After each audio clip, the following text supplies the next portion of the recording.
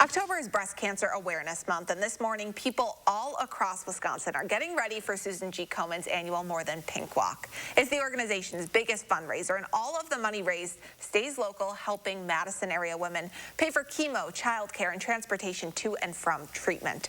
They're really doing such great work. Lori Nelson is a 4-year cancer survivor, a thriver as we call it. She is living with stage 4 metastatic cancer. Lori, I love talking to you every year. Hi, good morning. Thanks for talking to me again. I love to talk to you too.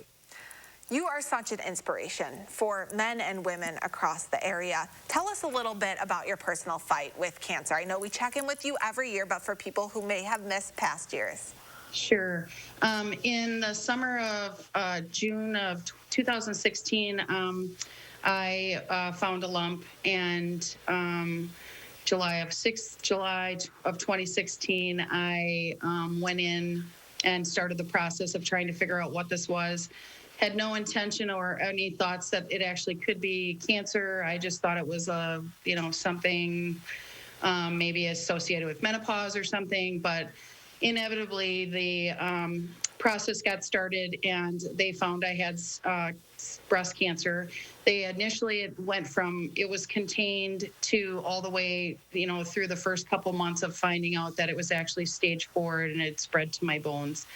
I've had multiple surgeries, and for the last 4 years, I've been taking a couple of medications every day, and it's been able to sustain my life. And the cancer, where it had spread, is all scarred over and has not moved a muscle. So I'm doing good. You are doing so good. Your positivity is what I love most about you. It really helps you get through this, I know. And you are also a nurse, so you're someone who was very diligent about getting those routine checkups. It's very strange for people to be diagnosed with stage 4 cancer right off the bat, I can imagine too. So what was going through your head when you heard the words, "You have cancer"? Well, of course, obviously shock and sadness and why and all the questions.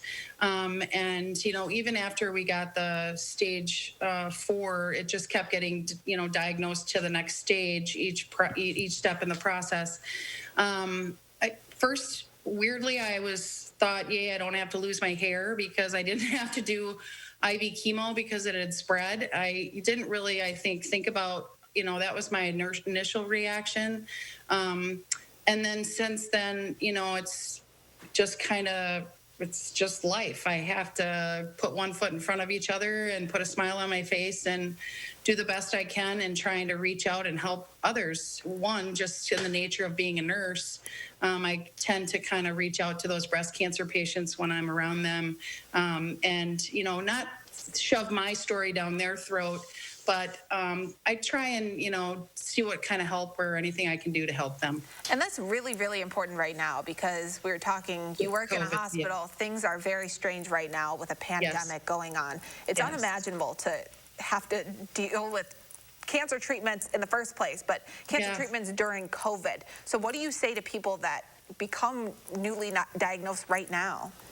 Well, I guess I just do my best. I encourage them to, there's no visitors in the hospital right now, so that's been really hard for patients with any kind of diagnosis, especially cancer, and there's elderly and people coming in, and I just try and, hold their hand and tell them they're in the right place and they've got the right people taking care of them. And remember that what they're having done today and they're terrified about is an everyday job for those surgeons. And that doesn't mean they take it lightly. It's just that that's their job. And you have to trust that you're in the right hands. And I guess part of that for me is because I worked at UW my entire nursing career, and also being now a patient there, I was very fortunate to really feel trust right out of the gate with my providers. And I just try and instill that in patients that I come across, or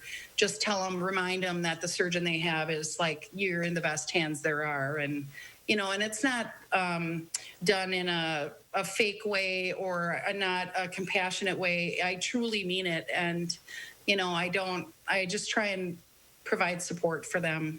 We're in lucky. these- We're lucky to live in an area with such good doctors and wonderful nurses like you too. And Absolutely. last thing, really quick, I know that you still have a name for your cancer. Yes, I do. I every 6 months still get scans, and my status quo after my scans is always stable Mabel, and we're still stable Mabel 4 years. And I promised my kids we'd get a new shirt at 5 years, and maybe that'll be part of my team. I cannot wait to see you and your new shirt, hopefully thanks. in person next May. Fingers crossed. Great. Well, we can't wait to get out there and do a little walking for the Susan G. Komen and try and raise some money and keep those people in the labs, creating new things and new cures and medications that can help people. And I'm just trying to do my part. Well, get out there today. You certainly are. Lori, thank you so much. Thank you so much.